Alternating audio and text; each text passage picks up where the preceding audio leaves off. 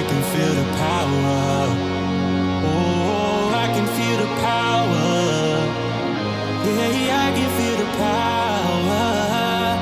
Ooh, tell me, do you feel it? Feel it in the air. Yeah. Every time that I was hopeless, God was always there.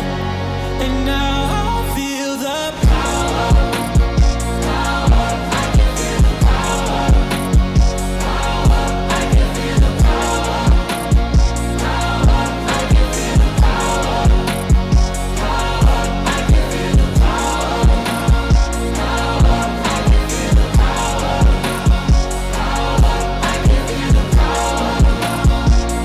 power. Power, I can feel the power.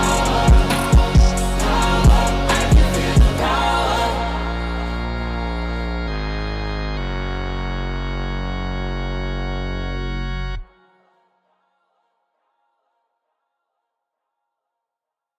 I can feel the power.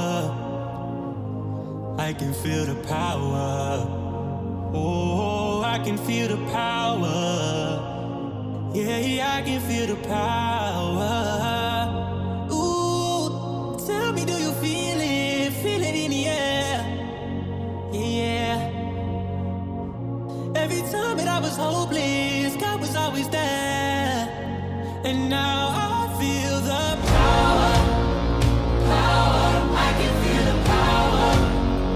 Power, I can feel the power.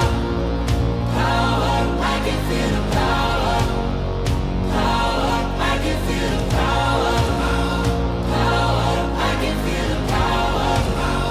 Power, I can feel the power. Power, I can feel the power. Power, I can feel the power.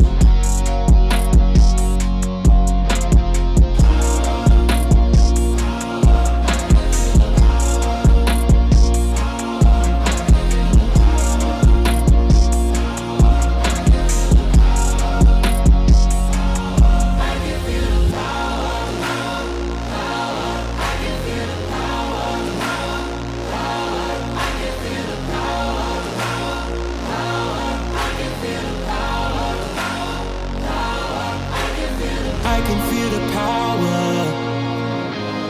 I can feel the power. Oh, I can feel the power. Yeah, I can feel the power. Ooh, tell me, do you feel it? Feel it in the air. Yeah. Every time that I was hopeless, God was always there. And now I feel the power.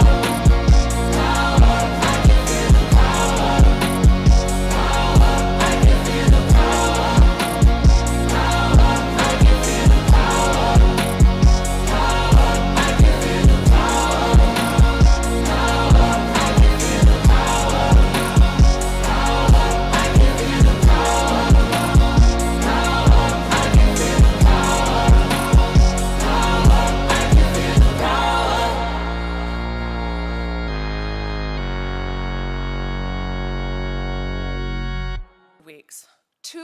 devastating hurricanes that cost so many their lives and destroyed communities. In moments of crisis, people expect their leaders to put politics aside and work together to solve problems. Thankfully, that's exactly what President Biden and Vice President Harris are doing. I can tell you, as a governor way far away from the South, we sent the Michigan National Guard down to help with response to, because it's the right thing to do. That's right. In a crisis, a leader who asks, was their governor nice enough to me, when deciding whether or not to send tests to Vladimir Putin or the states of this country, is not the kind of leader we need. We need leaders who roll up their sleeves and say, what do you need and how can I help you, right?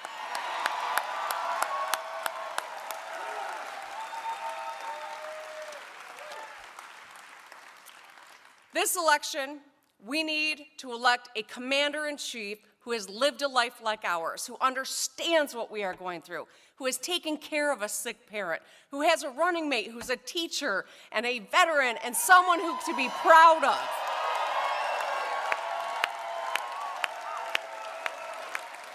We deserve a commander-in-chief who is ready to hit the ground running on day one.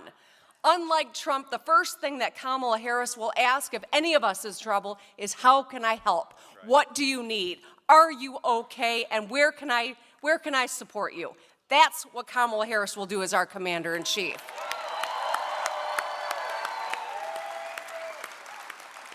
Because if we've learned anything, it's in the next 4 years there will be some crisis of some sort.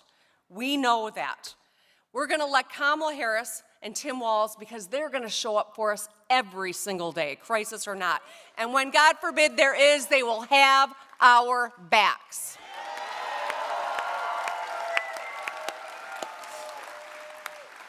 So, they are just like us. They embody the values of us Midwesterners. The things that we teach our kids here. Tell the truth, work hard, get shit done. Yeah. Midwesterners are strong, they are smart, and they are good people, and they deserve no less in their commander-in-chief. The next President of the United States, Kamala Harris, and Vice President Tim Walz will give us exactly that.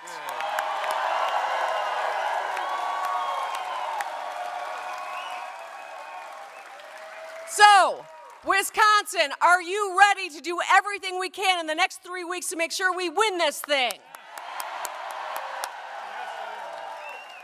All right. Now, please join me in giving a big, warm welcome to your favorite governor and one of my favorite governors, Tony Evers. Thank you. Thank you. Thank you so much. Hello, Wisconsin. How the heck are you, Green Bay? You know, it sounds like you're jazzed as hell. Let's hear it again for Governor Whitmer. Yeah. You know, it's not every day a Lions fan gets that kind of applause in Green Bay. But I'll tell you, I'm so glad she's here and spending a few days on the bus traveling across Wisconsin. Thank you so much. And also thank you to the Packer fan band. Where are you folks? Over there. Yeah. Good job, everybody. Yeah.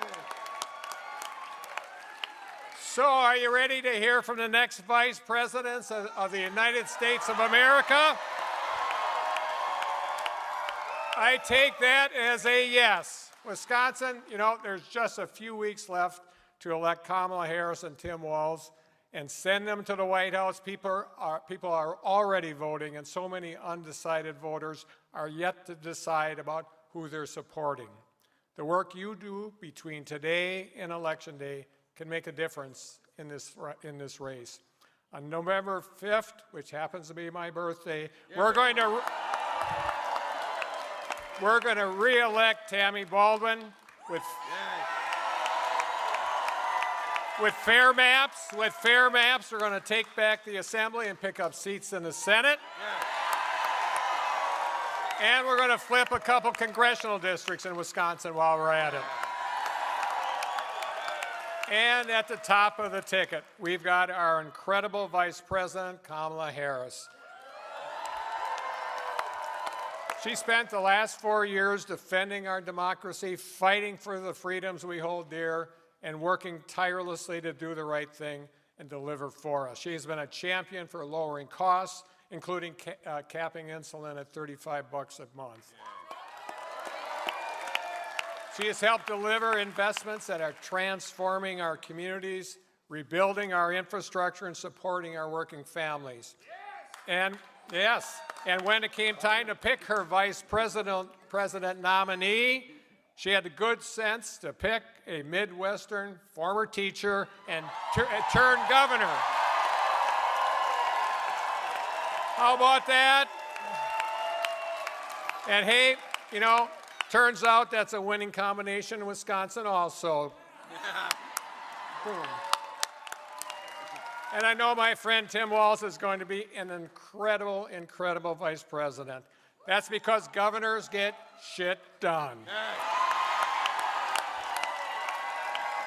So, Wisconsin, I'm going to ask you, are you all in? Good, because we have to keep Wisconsin and the rest of the blue wall in place, because here's the deal about the two jokers in this race. Donald Trump and J.D. Vance are a dangerous threat to our country and our democracy. They're not running to help others or running to serve themselves and those at the top. Their radical Project 2025 agenda won't help Wisconsin families. It'll hurt them. Donald Trump brags about how he killed, quote unquote, killed Roe v. Wade. Because of Trump's hand-picked Supreme Court, Wisconsin women now know what it means to live in a state with a near total abortion ban. They know because they lived it here. We know Trump and Vance will try to pass a national abortion ban, roll back access to birth control, emergency contraception, and even fertility treatments. We know, guess what they're else doing? We know they'll repeal the Affordable Care Act and deny coverage to folks like me and so many others and people you care about that have pre-existing conditions. And they will give tax breaks for the ultra-rich and big corporations instead of helping working families get ahead. That's just wrong, folks. That's just wrong. For Wisconsin, this November, the people have the power and we have a choice. And we're not going back. We're not going back. We're not going back. We're not going back. And in Wisconsin, we're going to tell Donald Trump, J.D. Vance, and Republicans up and down the ticket exactly that come November 5th. So let's get to work and let's win this damn thing. Yay. Now it's my honor to introduce a friend, a fellow governor, and someone who's going to make a phenomenal vice president. Let's give a warm Wisconsin welcome to Governor Tim Walz. Yeah. Tim? Thanks, brother. Thank you. Thank you. Thank you. Wow. Well, hello, Green Bay. Good to see you all. Can I just say there's so many reasons to be thankful. I, for one, would just like to say two of my dearest friends happen to be two of the most effective and decent people I have ever met in Tony Evers and Gretchen Whitmer. So thank you. Incredible. And as Tony said it, let's just be clear. I think you know in this state what you have, but on behalf of the rest of the country needs Senator Tammy Baldwin. Please send her back. Please send her back. I said between Minnesota and Wisconsin, we have three of the best senators in the entire country.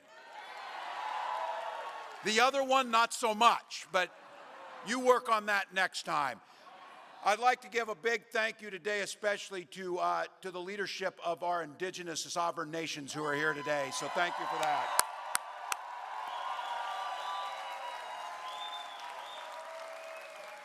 And each and every one of you, look, it's a Monday in October, and you came here, got in line, came in here to show how much you love this country and the work you're going to do for it. So thank you, each and every one of you. And because of that, I'm going to clear this up right at the beginning. I came just a few minutes ago from Lambeau Field. First visit, my staff was like, don't say anything about the Vikings. I said, that's like telling somebody not to swear in church. Of course you don't do that.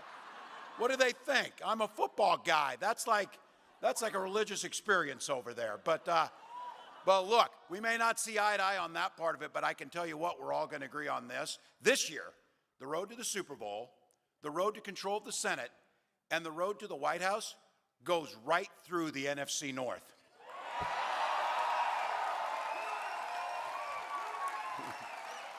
Michigan, Wisconsin, and Minnesota. Look, you had a Lions fan, a Packers fan, and a Vikings fan up here. The only thing more amazing is we got Bernie Sanders, Dick Cheney, and Taylor Swift all on the same ticket. Well, there you go. All right, 22 days until Election Day, and we are running like this is it. 22 days. 22 days till we win this thing. Everything is on the line. Everything is on the line. So Kamala and I, we are not going back. We are not going back. So look, we're barnstorming the country. We're doing radio, TV, podcasts. I'm about 2 hits away from being a regular on Fox News now. We're on a first name basis. But look, our policies help the people who listen to Fox News. That's why we need to get out there. Over the weekend, Kamala Harris made it very clear on this. She's ready. She has been making this clear for a long time.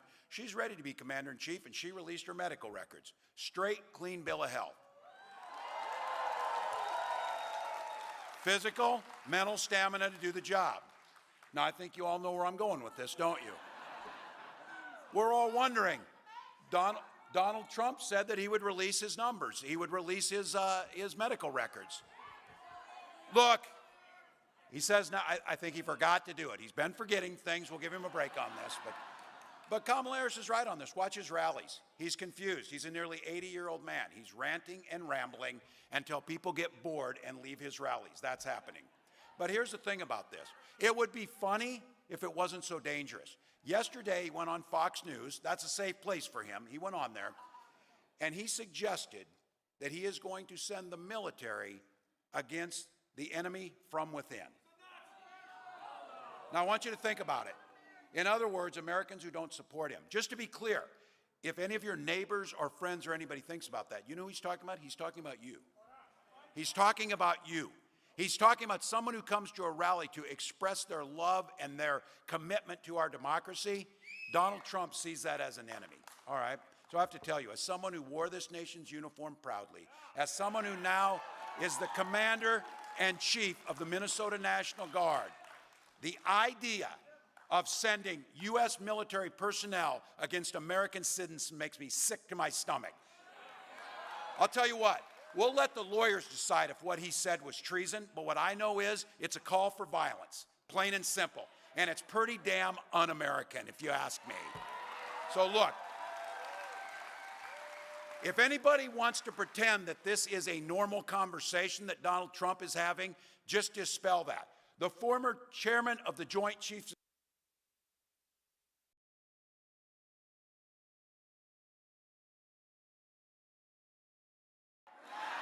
He's proud to have been part of the most pro-labor administration in American history.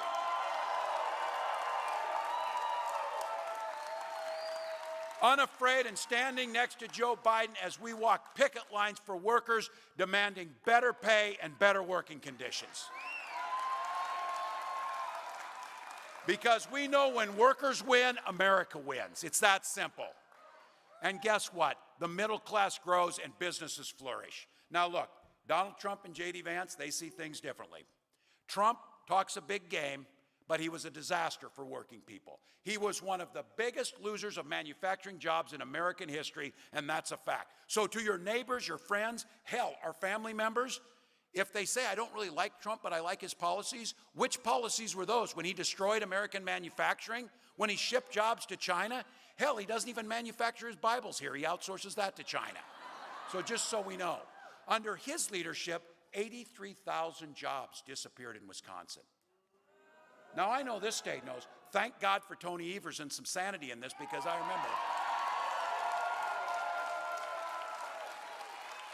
Because remember, Trump and that guy before Tony, when they went to the Foxconn, they went to the Foxconn site. Donald Trump showed up with a golden shovel. You tell me, Governor Whitmer, if he knows which end of the shovel actually works. I guarantee you that. But he did that photo op and he promised you 13,000 jobs. And he called that big glass sphere the eighth wonder of the world. Well, I know it's not a shock to any of you, but none of those jobs materialized. And that sphere, you can get a pretty good deal right now renting it out as a banquet hall, just so you know that. Once again, it would be funny if it wasn't so damn sad, because that's Donald Trump's legacy. He claims he cares about union workers, but he makes it harder for them to bargain for pay and benefits. So if there's any questions amongst our union sisters and brothers on this, Donald Trump is a scab. He will break picket lines. And the other day, Senator Vance attacked the PRO Act, a bill that protects workers' right to organize and collectively bargain. The AFL-CIO said that the PRO Act is the most significant worker empowerment legislation since the Great Depression. J.D. Vance called it a failed model. So just to be clear, the guy who showed up and wanted to act nice a few weeks ago is not the guy's policies that care for workers. They undermine them every step of the way, and that populist shtick is nothing more than an act, because they've never worked union jobs. They've never been union members. They've never cared about workers. And so Trump promised he would stop offshoring. His tax bill created incentives for companies to do this, that. He cut taxes for billionaires and corporations during his presidency, and 200,000 American jobs went overseas. So their revisionist history is a bunch of crap. It did not happen. They undermined us. Look, you all know it. We can't have 4 more years of this. We won't have 4 more years of it. We won't. Now, I want to make sure I speak precisely on this. I said, Donald Trump doesn't have a damn plan. That wasn't quite true. He had a concept of a plan on health care, but he actually does have a plan. And they did us a favor, they printed it. It's about 900 pages of the Project 2025, just so you know. Now, he made it clear. He'll do it. He'll go what's in there. And just so all of you know, I'll save you the time of reading it, but you ought to see it. It's terrifying on this. He will gut the Affordable Care Act. That's when he said he had a concept of a plan on the ACA. And then J.D. Vance tried to explain what that was. And I said, you should go back to the concept of a plan, because you explain it, it's worse. Because it's not going to work. Cut Social Security. Just to be clear, every single year Donald Trump was president, and they'll fact check it to the end of time, he proposed cutting Social Security in his budgets. And now he wants to impose a Trump sales tax on everything we buy. There is not an economist in the world who thinks Donald Trump's tariffs won't end up costing you about $4,000 per family. It's that simple. So again, for your relatives and friends who think these policies are going to be good, let's fix it on the front end so we don't have to say, I told you so, when they realize if this happens, if they elect this guy. But I don't want you to think I'm not generous to this, because somebody said, well, you never say anything about Donald Trump. Anything nice. Well, that's probably true. I have not. But he has kept some of his promises. He took his rich friends down to Mar-a-Lago. He told them on camera, you're rich as hell, and I'm going to give you a tax cut. He delivered that tax cut. So look, I know that these guys put that thing out there. Now they pretend like, oh, I don't know what Project 2025 is. What is that? You know, now all of a sudden, oh, we'll protect women's reproductive rights. You know, we didn't say that. Of course they said it. They said it every step of the way. And I said, football folks here know, you draw up a playbook, you're going to run the plays. That's what Project 2025 is. They're going to run the plays. Just so you know, in there, a little side note, they're actually talking about privatizing the National Weather Service, the weather forecasting. Probably a pretty bad idea. Probably a pretty bad idea. Look, I say this, and I know this. I am preaching to the choir. But our recital is in 22 days, people. And we need to start singing. We need to start singing.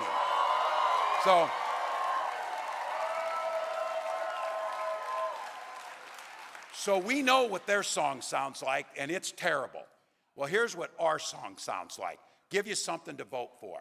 Kamala Harris has laid out a plan to build an opportunity economy, one that lowers everyday costs, lifts everyone up, leaves no one behind. We're talking about a child tax credit to help new parents, $6,000 in the first year of that child's life, let you buy a crib, a child car seat. We did it in Minnesota, and you know what happens when you put that child tax credit in? It reduces childhood poverty by 1/3. So you start investing in little ones. You know this story. You can invest in early childhood education. You could invest in a child tax credit. You could invest in children's health care. You can invest in your schools because you can make a decision. You can buy school buses and school meals, or you can buy prison buses and prison meals. We'd rather buy the school buses. We'd rather invest on the front end. She talks about a home.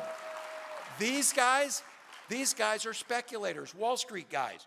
These are the ones that see buying up homes and then jacking up the prices. That's what they do. It's just another commodity to buy and sell. Homes are where we take care of our family. That's why Kamala Harris has proposed building 3 million more homes and a $25,000 down payment assistance. That makes things better.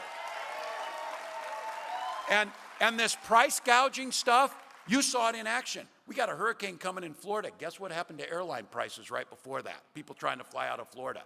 That's not a fair economy. That's not capitalism. That's price gouging. And we saw it with insulin. Those of you who have to have your insulin, capping it at $35, make sure everybody can get it. And you know why that's not against capitalism? Because it costs $5 to make that vial of insulin. Why were they selling it for $800? And the answer is because they could, and no one stopped them from doing it, and it was putting people's lives at risk. We can do the same thing with prices across the board. And for those of you who are small business owners, you know what you pour into that business. You know how hard it is to start it. Right now, forever, we've had a $5,000 tax credit for you to start that small business. That's not enough. Kamala Harris has proposed a $50,000 tax credit that lets you get your small business off the ground. That's the way it should be. And then some of you, for the gray hairs in here, or those of you who aren't gray hair, if you're caught in that sandwich generation, if you're like me, I got a nearly 90-year-old mom, and as of yesterday, I have a... You know what happens when you put that child tax credit in? It reduces childhood poverty by 1/3. So you start investing in little ones. You know this story. You can invest in early childhood education. You could invest in a child tax credit. You could invest in children's health care. You can invest in your schools because you can make a decision. You can buy school buses and school meals, or you can buy prison buses and prison meals. We'd rather buy the school buses. We'd rather invest on the front end. She talks about a home. These guys are speculators, Wall Street guys. These are the ones that see buying up homes and then jacking up the prices. That's what they do. It's just another commodity to buy and sell. Homes are where we take care of our family. That's why Kamala Harris has proposed building 3 million more homes and a $25,000 down payment assistance. That makes things better. And this price gouging stuff, you saw it in action. We got a hurricane coming in Florida. Guess what happened to airline prices right before that? People trying to fly out of Florida.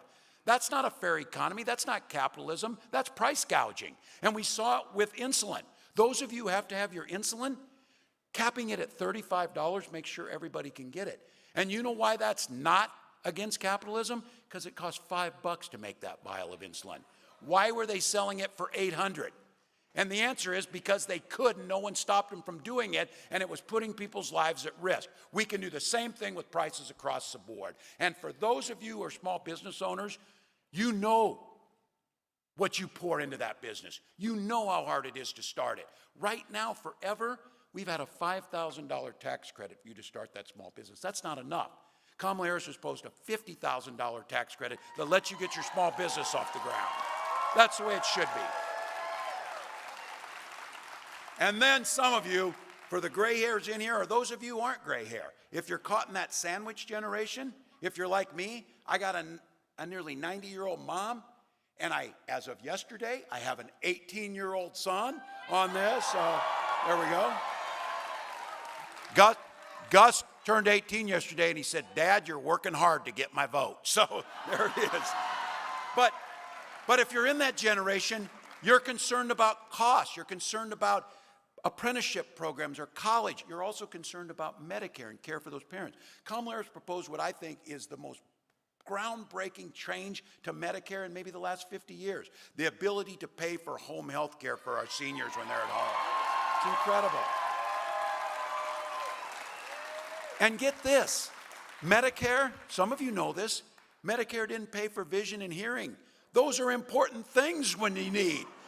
So she proposed adding that to Medicare so that our seniors can get their hearing aids and their glasses. So here's the one. Clip this for your Republican uncle or your brother, if you're in some of us, and let them know. When did the party of Ronald Reagan decide that it was okay for government to make your personal choices? Look, the Republican Party has added much to the benefit of this country, but that's not who Donald Trump and the MAGA folks are. When Vice President Harris and I talk about freedom, she comes out to the stage on the song Freedom. It's not just a song. We mean that you should be free to make the decisions about your health care and your family, not politicians.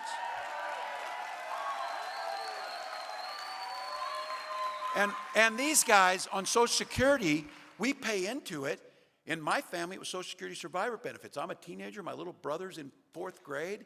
My dad dies. Social Security survivor benefits was there to keep my mom going. So we're Midwesterners. We're damn happy to pull ourselves up by our bootstraps. We just didn't have any boots. That's what Social Security survivor benefits is, and we paid into it. So these are the guys like Donald Trump tells you it's a Ponzi scheme. J.D. Vance tells you it's the only thing standing in between fiscal sanity and that. No, it's not. It's tax. How can a guy like Donald Trump not pay taxes for 10 of the last 15 years and then complain about Social Security? So Kamala Harris has said, we will strengthen Social Security and Medicare and make for a dignified retirement. And I'm going to say it on this one. Freedom means a lot of things. We're talking about freedom for you to make your own choices, freedom to retire in dignity, freedom to have health care. And I'll say this, freedom to send your children to school without worrying they'll be shot dead in that classroom. That's freedom. That's freedom. And I'm going to take no crap off these guys. I know guns. I'm a veteran. I'm a hunter. Kamala Harris is a gun owner, as we found out. We're not going to let them make this about the Second Amendment because we defend the Second Amendment. But our first responsibility is the safety and security of our children. That's our first responsibility. All right, you've seen it. Don't listen to the polling or whatever, but it's pretty clear on this that the message is sinking in with the women, fellas. So I'm going to make a message to the guys here for just a minute. I'm going to make a message to the guys here. If you had any women you love in your life, your wives, your daughters, your mothers, and friends, let's not forget, their lives are literally at stake in this election. Let's be very clear. Donald Trump appointed those 3 Supreme Court justices who did exactly what he told them to do, repeal Roe versus Wade. He brags about it. He's glad my daughter Hope now has fewer rights than her mother had. That's what he's bragging about. More than 20 states have the Trump abortion ban, which he calls a beautiful thing. A beautiful thing. Now, you're all thinking this. What that beautiful thing means is all across this country in those states, there are women that are being denied care in the ER, having miscarriages in parking lots, survivors of rape and incest being asked to carry those pregnancies to term. That could be the women across the country, and you saw it with Amber Thurman down in Georgia, had to travel to North Carolina because of that trip. She lost her life. If she would be living in a state or living in a country that had Roe versus Wade protection, she very well would be alive today. The idea that women's rights are dependent on geography is just abhorrent to all of us. That's why we need to elect Kamala Harris and reinstall Roe versus Wade.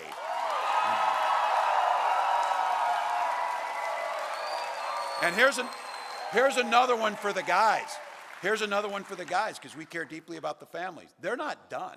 Project 2025 is going to restrict access to fertility treatments. They're going to be ripping those away. I know there's those of you out there. If you've not been through the actual anguish of infertility, I guarantee you know somebody who has. My wife and I went through this for years. We had access to insurance, and we had access to fertility treatments. So I have to tell you this, I'll be damned if I would deny anybody else a chance to have the family that they want. And you all go back to this. Can you imagine the party of Ronald Reagan, the idea that Donald Trump and J.D. Vance should be able to tell you whether you have children or not? That is absolutely abhorrent. And I think when you talk to this issue about personal freedoms, while it puts women's lives at risk, every man in here, you have a vested interest to make sure that Donald Trump gets nowhere near the White House again on that issue alone.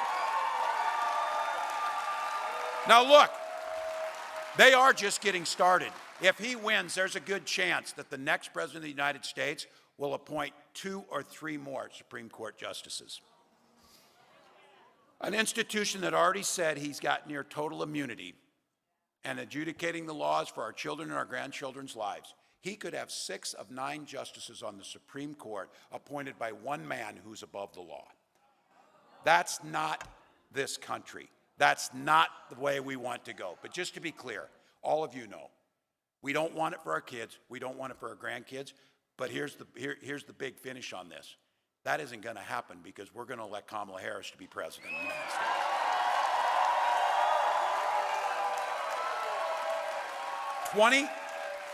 22 days, don't get complacent. I know that people are talking about this. Look, we are the underdogs.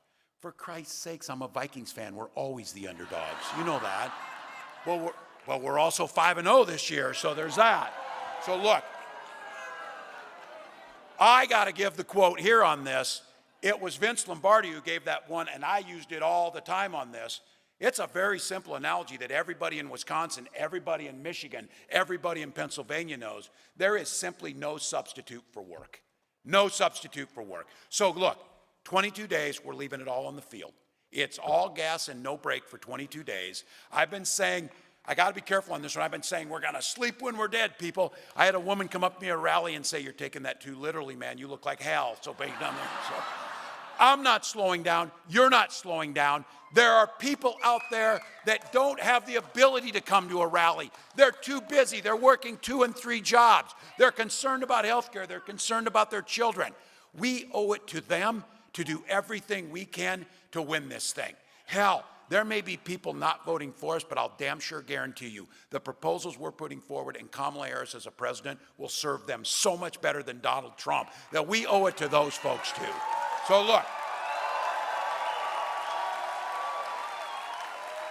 early voting starts in 8 days here on the 22nd. We need all of you to get out there, vote as early as you can. Get out and bring people to the polls. I'm telling you, this thing is going to be close because we're a divided country. It's going to be close because they will do everything they can to try and suppress votes and make people feel like it doesn't matter. That's where you all come in. You're motivated enough to be here. You've got a voice to talk to your neighbors. You know you run into those people who say, oh, I'm just not that into politics. Too damn bad. Politics is into you. Go vote. Go vote. And let them know. If you tell them, they'll go. 1 or 2 people in every precinct in Wisconsin or Michigan or Pennsylvania will be the difference, not just for the next 4 years, but for the next 40 years. And not just for this state or this country, but globally. The rest of the world is looking and saying, where is the America we love? Where is the America that leads with its values and its decency and its kindness? Well, I'll tell you where it's at. It's right in this room. And you know it's this simple. The vice president said it, and it seems simple, but you know it's true. Vince Lombardi's know there's no substitute for hard work. And when you put that work in and we fight, we win. So Wisconsin, let's win this thing right through Green Bay. Let's elect Kamala Harris president. Thank you.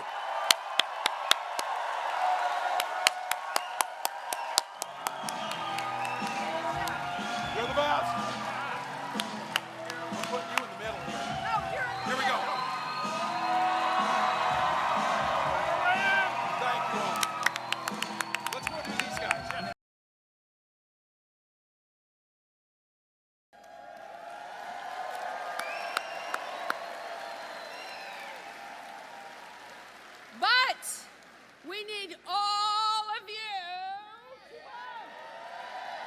All of you. But not just vote. We need each of you to get 10 other people to vote for us. Every single Erie vote is critical. Future of our country. Now, I am so honored to introduce the person we are all here to welcome. The leader we need in the White House to take our country forward. Please join me in welcoming our next president and our incredible Vice President, Kamala Harris. Freedom, I can't move. Freedom, cut me loose. Yeah, freedom, freedom, where are you? 'Cause I need freedom too. I break chains all by myself. Won't let my freedom rot in hell.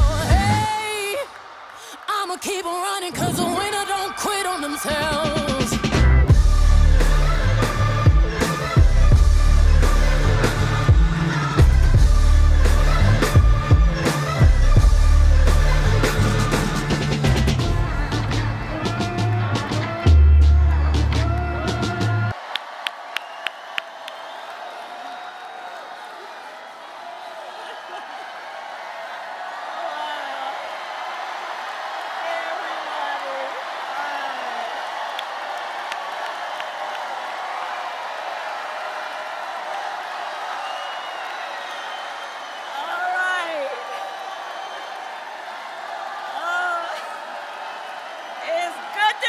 In Pennsylvania.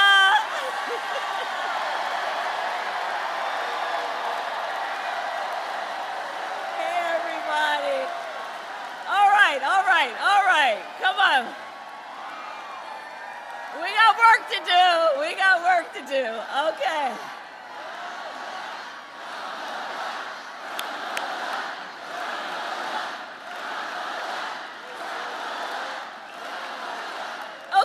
Okay. Thank you, everybody. And I want to thank all of the leaders who are here. Thank you all for taking time out of your busy lives to be here this evening. And for all of us to be together. Can we hear it for Senator Fetterman?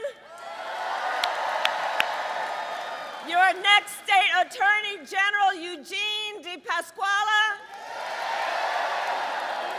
Mayor Schember. Bob Casey, who could not be here tonight because he's out doing what he needs to do to get reelected to the United States Senate.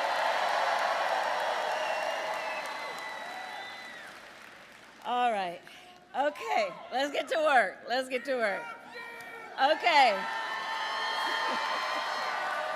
Okay, so here's the thing, Pennsylvania, we got just 22 days until Election Day. 22 days. And we are nearing the home stretch. But here's the thing, this is going to be a tight race until the very end, okay? We are the underdog. We are running like the underdog. We have some hard work ahead of us. But here's the thing also, we like hard work. Hard work is good work. And with your help in 22 days, we will win. We will win. We will win. We will win. We will win. We will win. And here's why. Because this election is about two very different visions for our nation. One is focused on the past, and ours focused on the future.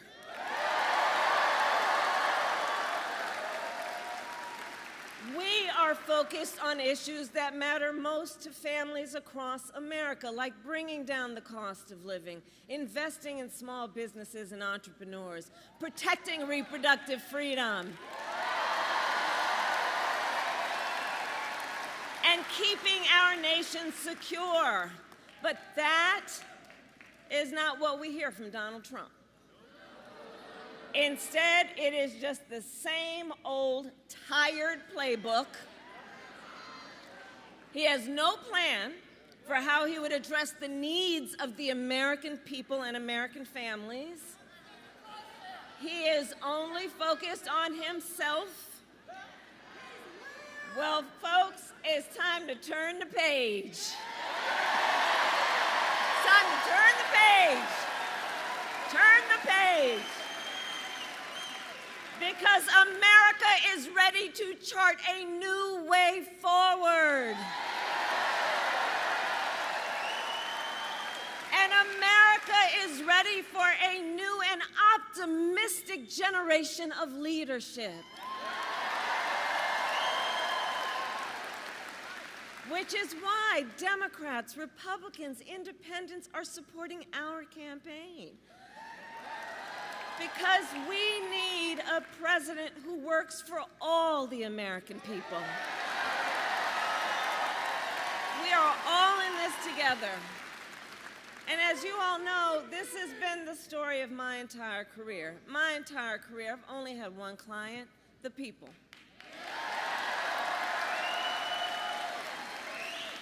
As a young courtroom prosecutor, I stood up for women and children against predators. As Attorney General of California, I took on the big banks, fought to deliver $20 billion from middle-class families who faced foreclosure.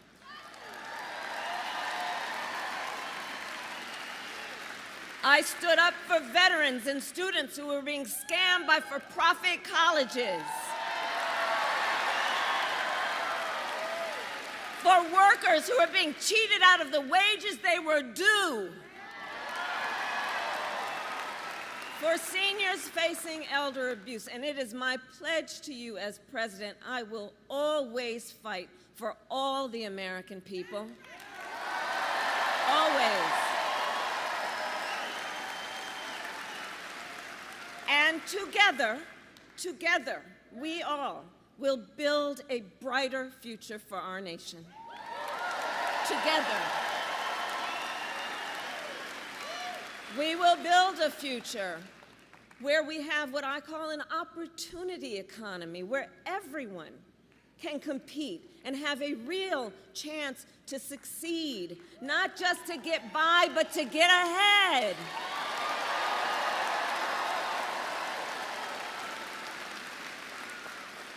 Under my economic plan, and by the way, so dude wants to talk about his plans, which really are about cutting taxes for the richest people.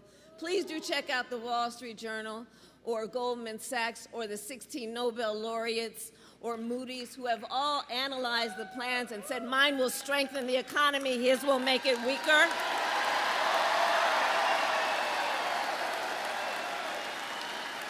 Okay? So under my economic plan, we will bring down the cost of housing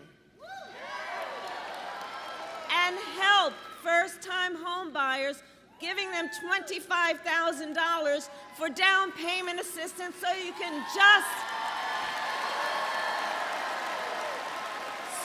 just get your foot in the door. You'll do the rest, you'll save up, you'll work hard, but just to help people get their foot in the door. We will help entrepreneurs start and grow small businesses. How many small business owners do we have here? I love our small businesses. You guys know it's part of my story. My mother worked hard. We lived in an apartment above a daycare center, and it was owned by daycare centers, bless you. And it was owned by Miss Shelton, who we think of and thought of as our second mother. And she was a small business owner. And Miss Shelton, She was like all of you who do this work. You are business leaders, but you are community leaders. You are civic leaders. You mentor, you hire locally. I love our small businesses. Small businesses are part of the backbone of America's economy. So you all know what I'm talking about. And as we move forward, what we are going to do in terms of knowing that small businesses must get the support you need to start up and to grow. We will expand under my economic policy Medicare to cover home health care for seniors.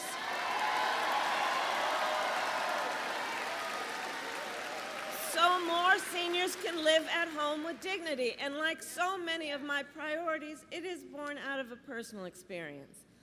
Look, when my mother got diagnosed with cancer, I took care of her. And for any of you who have taken care of someone, a senior in particular, you know what that's like. And it's about trying to cook something for them that they might enjoy eating. It's about trying to make sure that they have something that they can wear that won't irritate their skin, right? It's about trying to, from time to time, find a way to just bring a smile to their face or make them laugh. It's about dignity. It's about dignity. It's about dignity.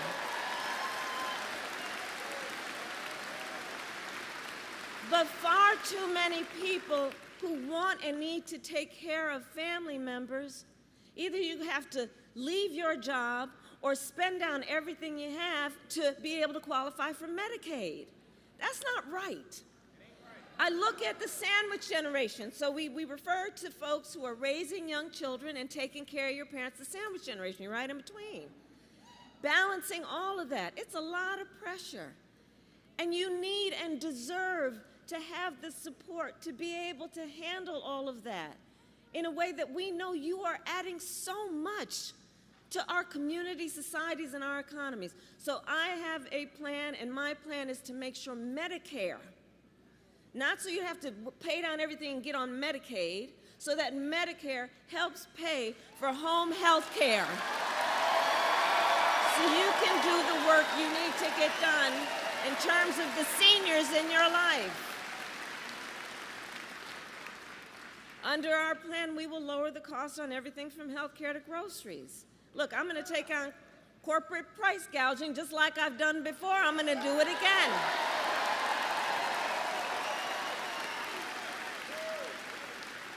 And give a middle-class tax cut to 100 million Americans, including $6,000 during the first year of your child's life. Knowing again, the vast majority of parents want to parent their children well, but don't always have the resources to do it.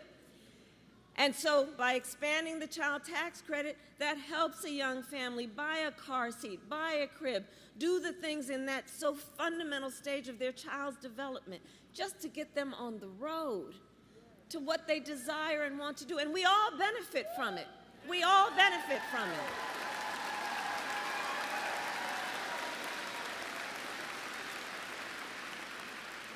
So all of this is to say, I will always put the middle class and working families first. I come from the middle class, and I will never forget where I come from. Never forget where I come from. Never.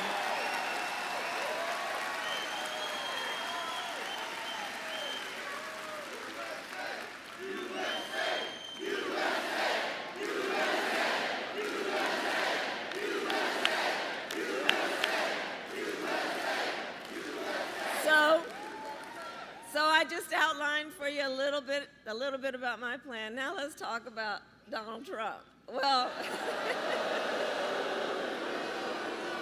he has a very different plan. Take, for example, Project 2025. Just Google it. It is a detailed and dangerous plan for what he will do if he is elected president. You know, y'all probably heard me say, Donald Trump, I think in our collective opinion, certainly mine, is an unserious man.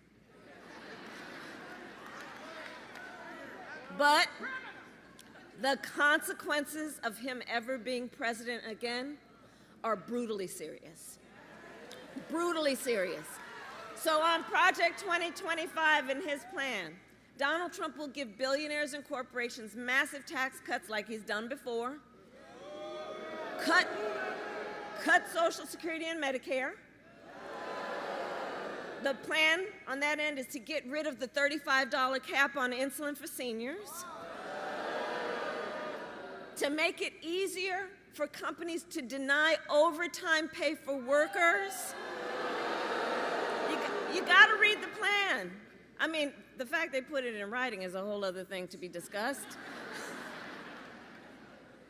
And he plans to impose what I call a Trump sales tax, a 20% tax on everyday necessities, which economists have measured will cost the average American family more than $4,000 a year. And on top of all of this, Donald Trump intends to get rid of the Affordable Care Act. And he has no plan to replace it. You guys watched the debate. Right. He has, quote, concepts of a plan. Concepts. But seriously, think about it in all seriousness. He's going to then threaten health insurance coverage for 45 million people based on a concept? The seriousness of this cannot be overlooked. Think about that, taking us back to a time we all remember when insurance companies could deny people with pre-existing conditions. You remember what that was? Well, we are not going back. We are not going back.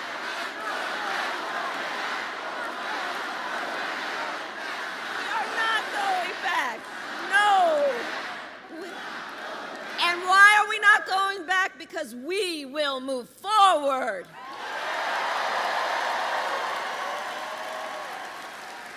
Because ours is a fight for the future. And it is a fight for freedom.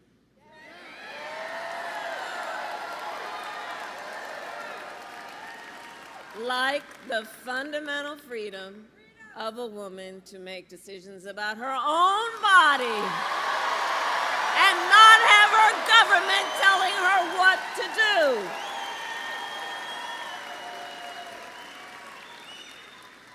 And we all remember how we got here.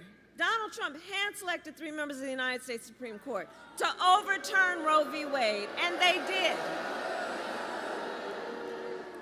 And now in America, 1 in 3 women lives in a state with a Trump abortion ban. Think about that.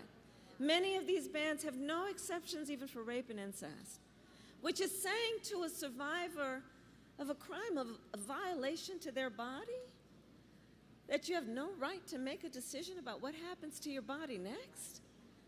That's immoral. That's immoral. And let us agree, one does not have to abandon their faith or deeply held beliefs to agree the government should not be telling her what to do. Not the government. No. If she chooses, she will talk with her priest, her rabbi, her pastor, her imam, but not the government telling her what to do. Not a bunch of folks up at a state capitol telling her what to do, as though she doesn't know what's in her own best interest and they know better. Come on. And it is my pledge to you, when Congress passes a bill to restore the protections and reproductive freedom nationwide, as President of the United States, I will proudly sign it into law. Proudly sign it into law. Yes, I will. Yes, I will.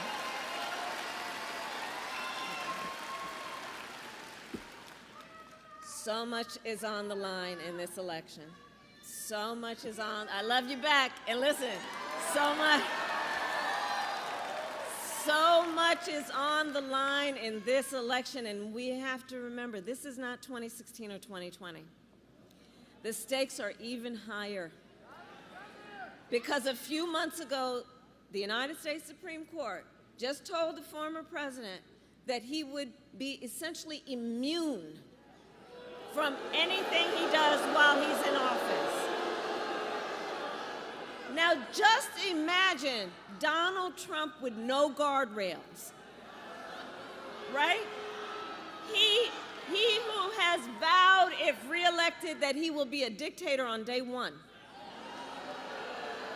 that he would weaponize the Department of Justice against his political enemies.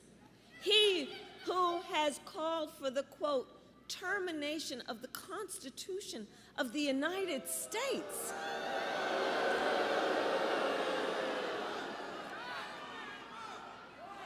Well. So hold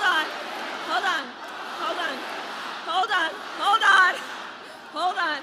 Because see, here's the thing. The courts will handle that. Let's handle November, shall we? We'll handle November.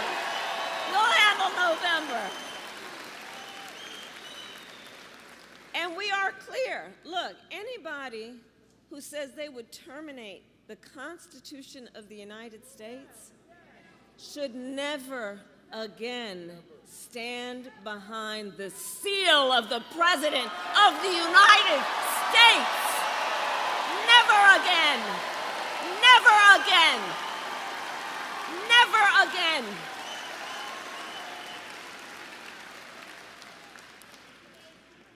And so after all these years, we know who Donald Trump is. He is someone who will stop at nothing to claim power for himself. And you don't have to take my word for it. I've said for a while now, watch his rallies. Listen to his words. He tells us who he is.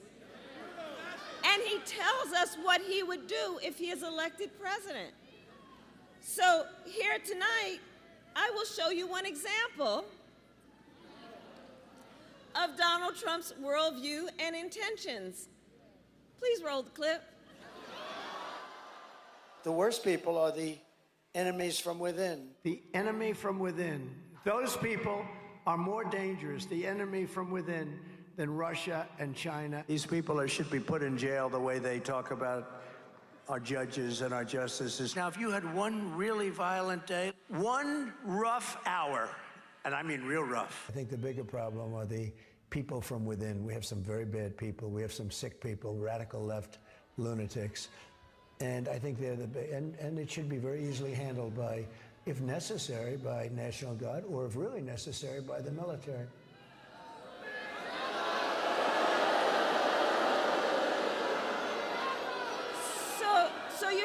So you heard his words. You heard his words coming from him. He's talking about the enemy within Pennsylvania. He's talking about the enemy within our country, Pennsylvania. He's talking about that he considers anyone who doesn't support him or who will not bend to his will an enemy of our country. It's a serious issue. He is saying that he would use the military to go after them. Think about this. And we know who he would target. And we know who he would target because he has attacked them before. Journalists whose stories he doesn't like. Election officials who refuse to cheat by filling extra votes and finding extra votes for him. Judges who insist on following the law instead of bending to his will. This is among the reasons I believe so strongly that a second Trump term would be a huge risk for America and dangerous.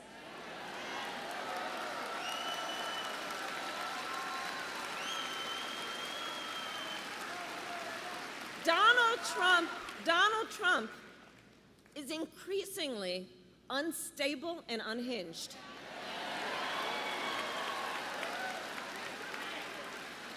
And he is out for unchecked power. That's what he's looking for. He wants to send the military after American citizens. He has worked to prevent women from making their own health care decisions and threaten your fundamental freedoms and rights, like the freedom to vote, the freedom to be safe from gun violence, the freedom to breathe clean air and drink clean water, the freedom to love who you love openly and with pride.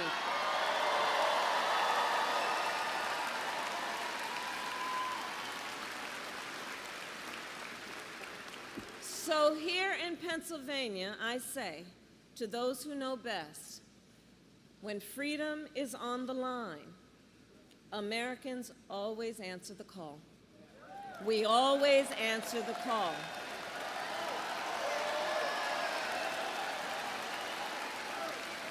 And in this election, vote.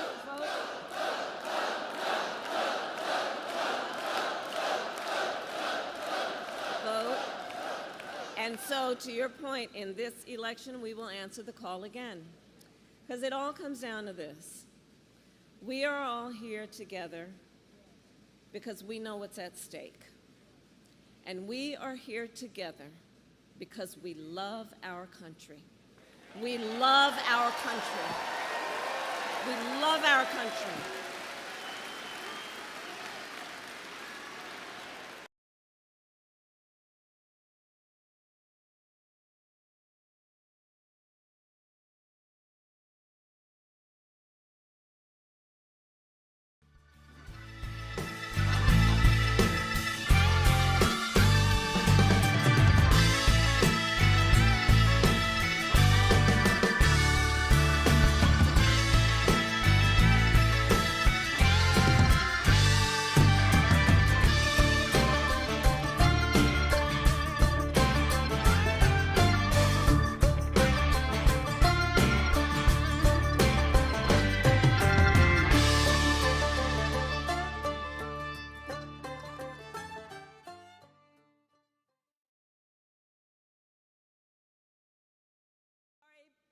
County?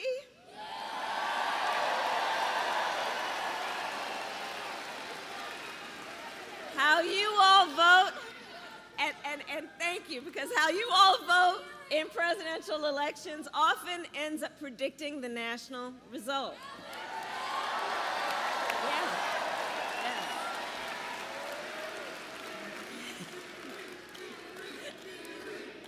The chant is Erie. Erie.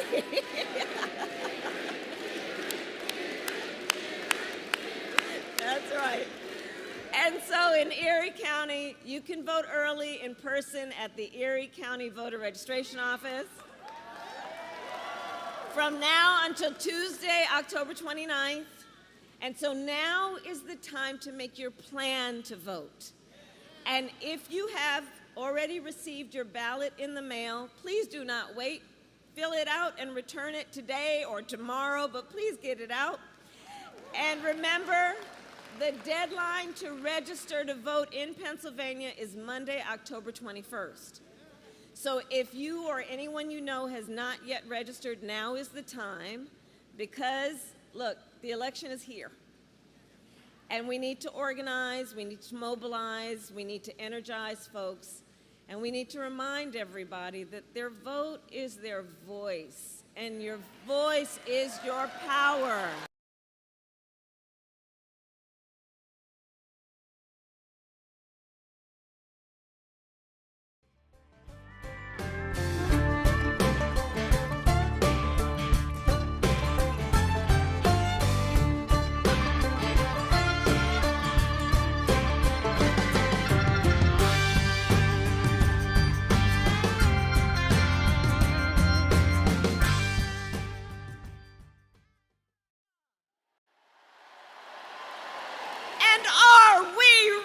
To fight for it.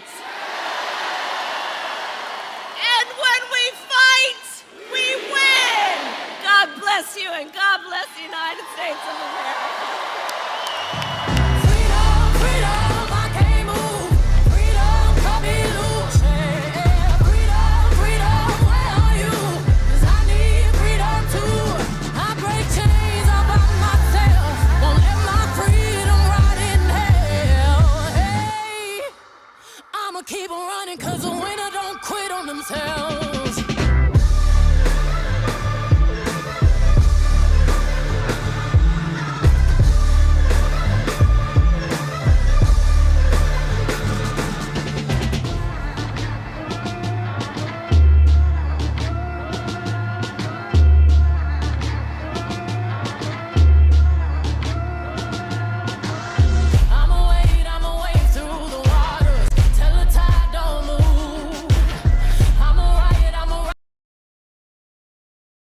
I can feel the power. I can feel the power. Oh, I can feel the power. Yeah, I can feel the power.